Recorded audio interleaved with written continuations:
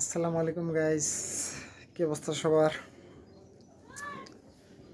আশা করি সবাই অনেক ভালো আছেন। আলহামদুলিল্লাহ, আমি অনেক ভালো আছি। ঠান্ডা তো কিছুদিন যাবৎ শরীরে জ্বর ঠান্ডা। আপনাদের মাঝে আমি একটা ভিডিও আপ দিব, সেটা হলো যারা ইলেকট্রিক কাজ করে তাদের জন্য, যেমন এসি, ফ্রিজ, তারপর আপনার এলডি টিভি, এগুলা কীভাবে রিপেয়ার করে।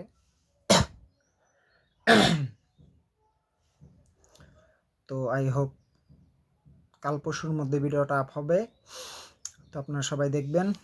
আশা করি আপনাদের জন্য অনেক উপকার হবে অ্যান্ড আপনারা বাসা বসেই এটা ঠিক করতে পারবেন কোনো মেকার ছাড়াই। তো কথা বলে লাভ নেই, আজকের মতো এই পর্যন্তই। আসসালামু আলাইকুম রহমতুল্লাহি ওয়া বারাকাতুহু।